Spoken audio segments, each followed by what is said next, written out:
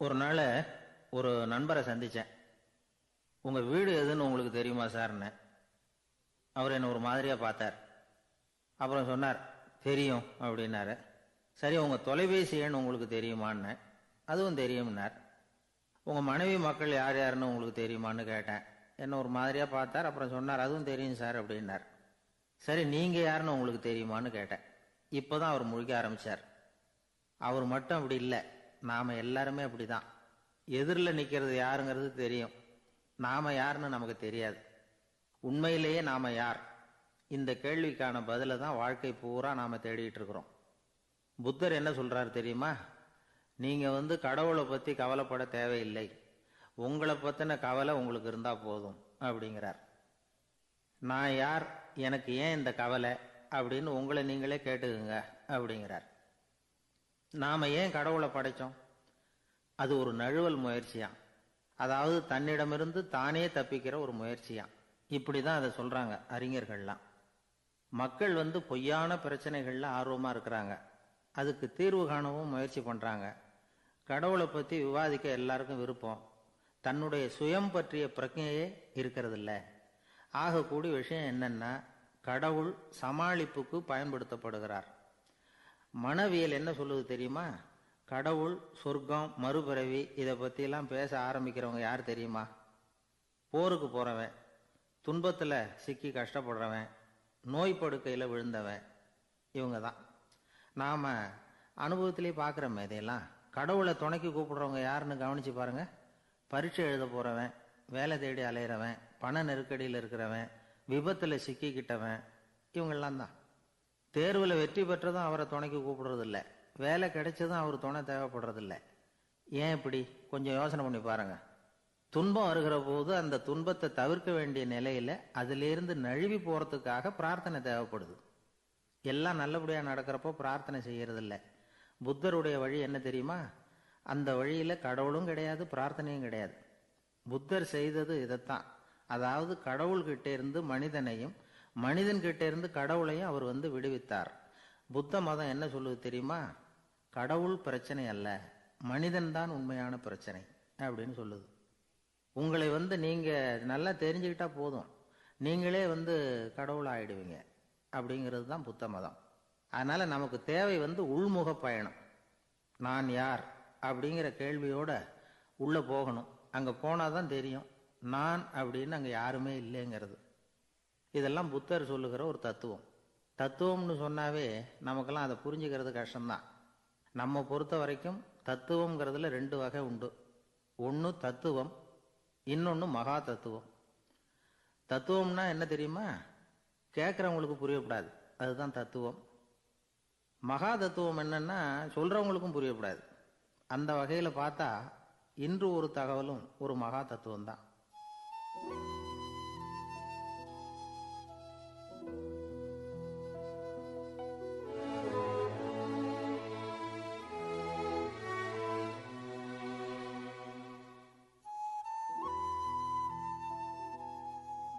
ஒரு ஊர்ல ஒரு ஆள் இருந்தான். கற்பனையிலேயே காலத்தை கடத்திக்கிட்டு இருந்தான். ஒரு நாள் ஒரு மரத்தடியில் உட்காந்துருந்தான். அவனுக்கு பசிக்கிற மாதிரி தெரிஞ்சுது. உடனே கற்பனையிலேயே சாப்பிட ஆரம்பிச்சுட்டான். அதாவது எதிரில் இலை போட்டு சாப்பாடு போடப்பட்டிருக்கிறதாகவும் அதை இவன் சாப்பிட்றதாகவும் நினச்சிக்கிட்டு கையை மட்டும் வாய்க்கும் தரைக்குமா அப்படியும் இப்படியும் கொண்டுகிட்டு போய் பாவனை பண்ணிகிட்டே இருக்கிறான். தூரத்துல இருந்து பார்க்குறவங்களுக்கு இவன் ஏதோ பலமான விருந்து சாப்பிட்டுக்கிட்டு இருக்கிறான் அப்படின்னு தான் தோணும். அது மாதிரியே பண்ணிக்கிட்டு இருந்தான். அந்த வழியா ஒரு சன்னியாசி வந்துகிட்டு இருந்தார். இவனை பார்த்தார். என்ன இவன் இப்படி பண்ணிட்டு இருக்கிறானே அப்படின்னு நினைச்சாரு. கொஞ்ச நேரம் அவனையே உத்து பார்த்துக்கிட்டு இருந்தார். இவரை பார்த்ததும் அவன் இன்னமும் சுவாரஸ்யமா சாப்பிட ஆரம்பிச்சுட்டான். அப்பப்பா, என்ன இது, இந்த குழம்பு இவ்வளவு காரமா இருக்கு, என்னுடைய நாக்கே எரிஞ்சு போடும் போல இருக்க அப்படின்னு சொல்லிட்டு பக்கத்துல ஒரு குவளையை எடுத்து தண்ணி குடிக்கிறது மாதிரி பாவனை பண்றான்.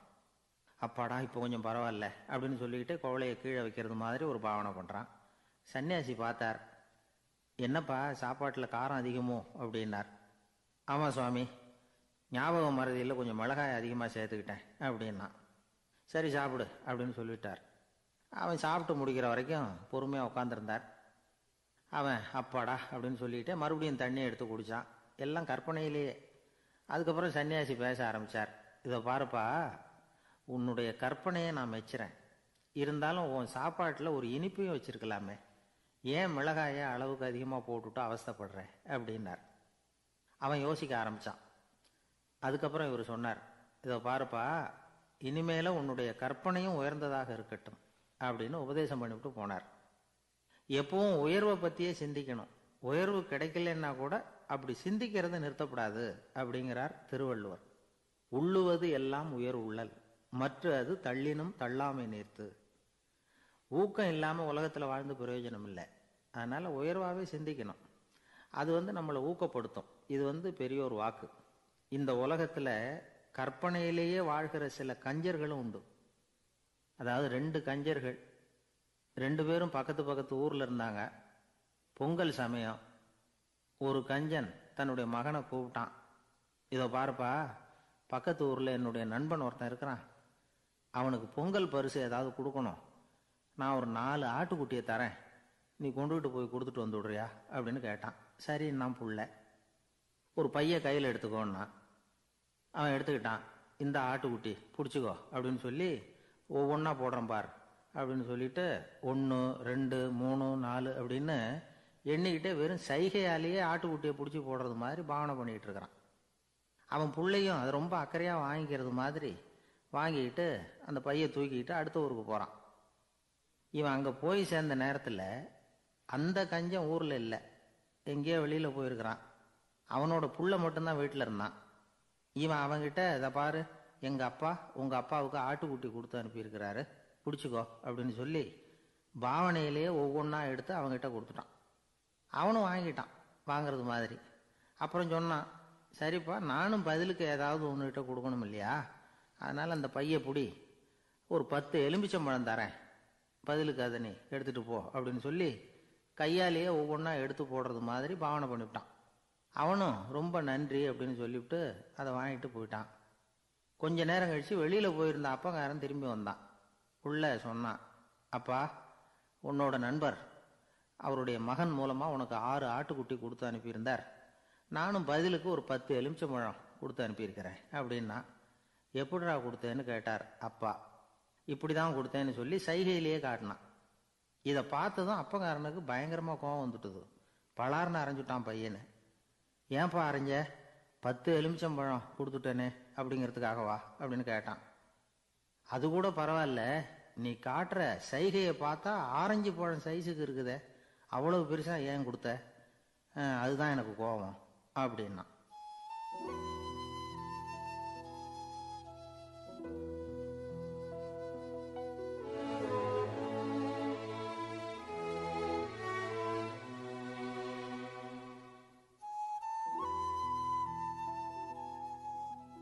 ஒரு ஊர்ல ஒரு சித்தர் இருந்தார், சூஃபி சித்தர். அவர் ஞானம் பெற்ற ஒரு சித்தர். ஒரு நாள் அந்த நாட்டு மன்னன் அவரை பார்க்கறதுக்காக வந்தான். என்ன வேணும் உனக்குன்னு கேட்டார். நான் கடவுளை பார்க்கணும், அதுக்கு நீங்கள் தான் உதவி பண்ணணும் அப்படின்னா அவன். சித்தர் கொஞ்சம் யோசனை பண்ணார். சரி, போயிட்டு நாளைக்கு வாடினார். அதே மாதிரி மன்னன் போயிட்டு அடுத்த நாள் வந்தான். இங்கே நீ என்னோட ஒரு வாரம் தங்கியிருக்க வேண்டியிருக்கும்னார். சரின்னா ஒரு பிச்சை பாத்திரத்தை தூக்கி கையில் கொடுத்தார். அவனுக்கு ஒன்றும் புரியல, இருந்தாலும் வாங்கிட்டான். வாங்கிட்டு இதை என்ன செய்யணும் அப்படின்னு கேட்டான். இதை ஒன்றும் செய்ய வேணாம், இதை எடுத்துக்கிட்டு பக்கத்தில் உள்ள கிராமங்களுக்கு போ, வீடு வீடாக பிச்சை எடுத்துக்கிட்டு வா. அப்படி வந்த பிறகு தான் உனக்கு சாப்பாடும் ஓய்வும் கிடைக்கும். ஒரு வாரம் இப்படி செய், அதுக்கப்புறம் 8வது நாள் நாம் கடவுளை பற்றி யோசிக்கலாம் அப்படின்னார். இப்படி ஒரு சொன்னதை கேட்டதும் அந்த அரசனுக்கு அதிர்ச்சி ஆயிட்டுது. ஒரு மாதிரி ஆயிட்டான். தன்னுடைய சொந்த நாட்டில் சொந்த குடிமக்கள் கிட்ட போய் பிச்சை எடுக்கிறதா அப்படின்னு யோசனை பண்ணி பார்த்தான். அதுக்கப்புறம் மெதுவா அவன் அந்த சித்தரை பார்த்தான். ஐயா, சொந்த நாட்டிலேயே பிச்சை எடுக்கிறதுன்னா எனக்கு ஒரு மாதிரியா இருக்கு, வெக்கமா இருக்கு. நான் வேணும்னா வெளி தேசத்தில் எங்கேயாவது போய் பிச்சை எடுக்கவா அப்படின்னு கேட்டான். இதுக்கு அந்த சித்தர் ஒரு சம்மதிக்கலை. இதோ பாரு, உன்னால் பிச்சை எடுக்க முடியலன்னா பேசாமல் திரும்பி அரண்மனைக்கே போயிடு, அதுக்கப்புறம் கடவுளை பற்றிலாம் பேசுறதுக்கு என்னை தேடிட்டு வரக்கூடாது அப்படின்னு விட்டார். மன்னன் தயங்கினான். இருந்தாலும் மனசை சரி பண்ணிட்டு சம்மதிச்சான். சரிங்க, ஒரு வாரம் இங்கே தங்குறேன், நீங்கள் சொல்கிறது மாதிரி பக்கத்து கிராமங்களுக்கு போகிறேன், வீடு வீடாக பிச்சை எடுக்கிறேன் வர்றேன் அப்படின்னா. ஒரு வாரம் தெரு தெருவாக பிச்சை பாத்திரத்தோடு அலைஞ்சான். சொந்த ஊரில் சொந்த குடிமக்கள்கிட்ட பிச்சை எடுத்தான். 7 நாள் முடிஞ்சுது. 8வது நாள் அந்த சித்தர் மன்னனை கூப்பிட்டார். இப்படி வாழ்னார். வந்தான். இனிமே நீ கடவுளை பற்றி என்கிட்ட கேட்கலாம்னார். இனிமே கேட்கறதுக்கு ஒன்றுமே இல்லை சுவாமின்னா இவன். 1 வார காலம் பிச்சை எடுத்த பிறகுதான் கடவுளை காண முடியும் அப்படின்னு நான் கனவு கூட காணவில்லைன்னா. அப்படின்னா நீ பிச்சை எடுத்த காலத்தில் அப்படி என்னதான் நடந்தது அப்படின்னு கேட்டார் அவர். சுவாமி, 1 வார காலம் பிச்சை எடுத்ததில் என்னுடைய ஆணவம் அழிஞ்சுட்டுது. அது இப்போ இருக்கிற இடமே தெரியல. இப்போ அதை காணவே காணோம். பிச்சைக்காரனாக இருந்தப்போ பெற்றதை மன்னனாக இருக்கும்போது பெற முடியாதுங்கிறத புரிஞ்சுக்கிட்டேன் அப்படின்னா மன்னன். அடக்கம் பிறந்தவுடன் தெய்வீக கதவுகள் திறந்து கொள்ளுகின்றன அப்படிங்கிறார் ஓஷோ. நம்மால் ஒருத்தன் ஆணவம் அழியணுங்கிறதுக்காக ஒரு திருவோட்டை எடுத்துக்கிட்டு தெரு தெருவாக பிச்சை எடுக்க ஆரம்பித்தான். என்ன தெய்வீக கதவுகள் திறந்துதா அப்படின்னு கேட்டார் ஒருத்தர். தெய்வீக கதவு திறக்கிறதுக்கு முன்னாடியே எங்கள் வீட்டு கதவு சாத்திக்கிட்டுதுன்னா. என்னடா சொல்கிறேன்னார். இனிமேல் வீட்டுக்குள்ளேயே வர வேணாம், இதையே தொழிலாக வச்சுக்கோ அப்படின்னு எங்கள் வீட்டில் சொல்லிவிட்டாங்க சார் அப்படின்னா.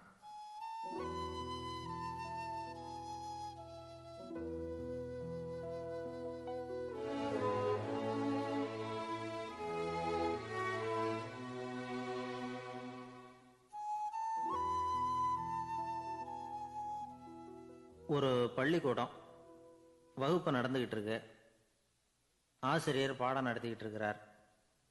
நடத்தி முடிச்ச உடனே கேட்டார், மாணவர்களே, இதுவரைக்கும் நான் நடத்தின பாடத்தில் உங்களுக்கு ஏதாவது சந்தேகம் இருக்கா அப்படின்னு கேட்டார். அப்புறம் ஒவ்வொருத்தராக கேட்டார். ஒரு மாணவன் எழுந்திருச்சான். சார், எனக்கு சந்தேகம் எதுவுமே இல்லைன்னா. ஏன்னு கேட்டார்.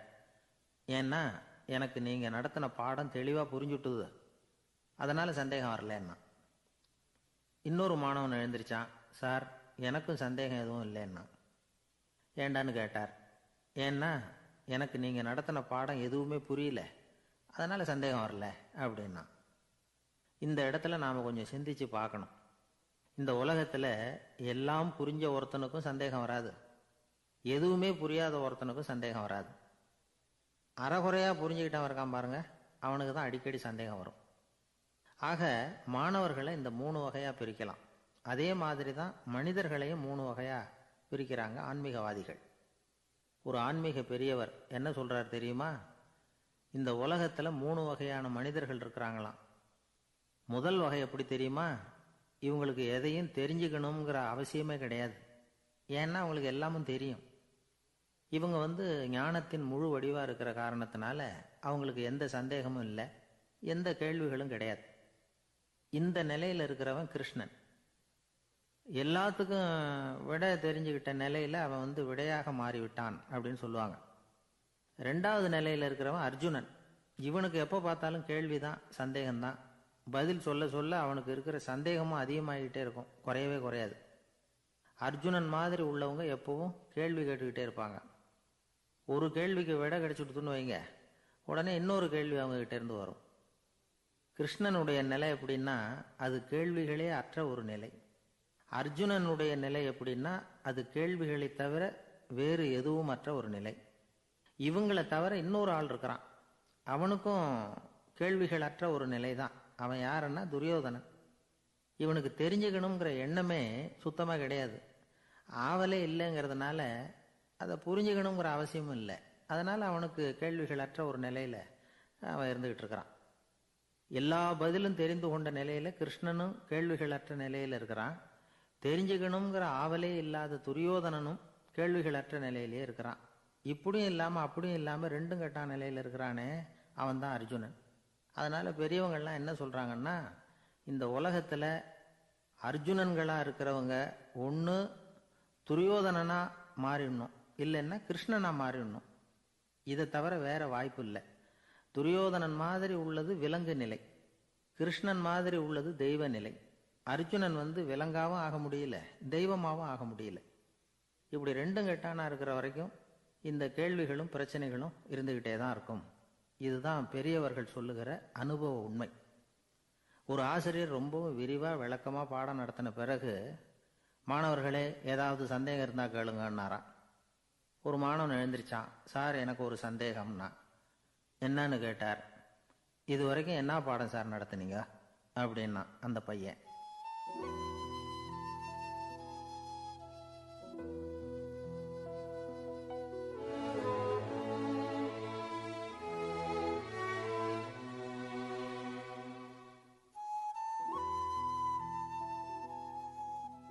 ஒரு ஊர்ல ஒரு மன்னர் இருந்தார். ஒரு நாள் அவருடைய அரசவைக்கு ஒரு ஓவியன் வந்தான். அவன் சீனா தேசத்திலிருந்து வந்தவன், தாவோ சிந்தனையாளன். அவன் அங்க வந்து மன்னர் முன்னாடி நிக்கிறான். யாரும் செய்ய முடியாத ஒரு காரியத்தை என்னால செய்ய முடியும்னா.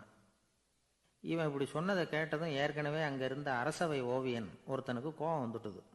இதோ பாரு, இப்படிலாம் பேசக்கூடாது, நான் வேணும்னா உன்னுடைய சவாலை ஏத்துக்கிறேன் அப்படின்னா. நாம 2 பேரும் ஓவியம் தீட்டுவோம், அதை பார்த்துட்டு நம்ம 2 பேர்ல யார் சிறந்த ஓவியன் அப்படிங்கிறத மன்னரே தீர்மானம் செய்யட்டும், என்ன சொல்ற அப்படின்னு கேட்டான் அவன். அவனும் சரின்னு ஒத்துக்கிட்டான். போட்டி ஆரம்பமாச்சு. அரசர் அவங்களுக்கு 2 சுவர்களை ஒதுக்கி கொடுத்தார். 6 மாச காலம் அவகாசம் கொடுத்தார். 2 ஓவியர்களும் அவங்கவங்க வேலையை ஆரம்பிச்சாங்க. இரவு பகலா வேலை செய்ய ஆரம்பிச்சுட்டாங்க. 6 மாசம் முடிஞ்சது. அரசர் வந்து பார்த்தார். முதல்ல தன்னுடைய அரசவை ஓவியர் தீட்டி இருந்த ஓவியத்தை பார்த்தார். ரொம்ப பிரமாதமா இருந்தது, பாராட்டினார். இதோ பாரு, உன்னுடைய ஓவியம் அற்புதமா இருக்கு, உயிரோட்டம் உள்ளதா இருக்குது, கலையின் உச்சமே இதுதான், இதை விட சிறந்த ஒரு ஓவியத்தை வேற யாராலையும் படைக்க முடியாது அப்படின்னார். அதுக்கப்புறம் அந்த சீன ஓவியன் கிட்ட போனார். எங்க உன்னுடைய ஓவியம்னு கேட்டார். திரைச்சீலையை விலக்கி விட்டு பாருங்கன்னா. மன்னர் வந்து அந்த திரைச்சீலையை விளக்குனார். உள்ள வந்து ஓவியம் இருக்க வேண்டிய இடம் கண்ணாடி மாதிரி தெரிஞ்சுது. அவன் அந்த 6 மாச காலமா அந்த சுவரை வந்து தேய்ச்சி தேய்ச்சி கண்ணாடி மாதிரி ஆக்கி வச்சிருக்கிறான். அதுக்கு நேராக எதிர் சுவரில் அரசவை ஓவியம் தீட்டின ஓவியம் இருக்கு. அது எதிரில் இருந்த இந்த கண்ணாடியில் பட்டு பிரதிபலிக்குது. மன்னர் யோசனை பண்ண ஆரம்பிச்சார். அப்புறம் அந்த சீன ஓவியனை பார்த்து கேட்டார். இதோ பாரு, நீ என்னுடைய ஆளை வந்து தோற்கடிச்சுட்ட அப்படிங்கிறதுல சந்தேகம் இல்லை. ஆனாலும் எங்களை ஏமாத்தி இருக்கிற, எந்த ஓவியமும் நீ வரையிலையே அப்படின்னார். அரசே, இதுதான் உண்மையான ஓவியம், உயிருள்ள ஓவியம். இது வந்து மனோபாவங்களை பிரதிபலிக்கும், மாறுகின்ற காலங்களை அப்படியே காட்டும் அப்படின்னா அந்த சீன ஓவியன். கையால் வரைகிற ஓவியங்களில் சலனம் இல்லை, கண்ணாடி அப்படி கிடையாது. சக்தியின் ஓட்டம் அதில் எப்பவும் இருந்துகிட்டே இருக்கும்.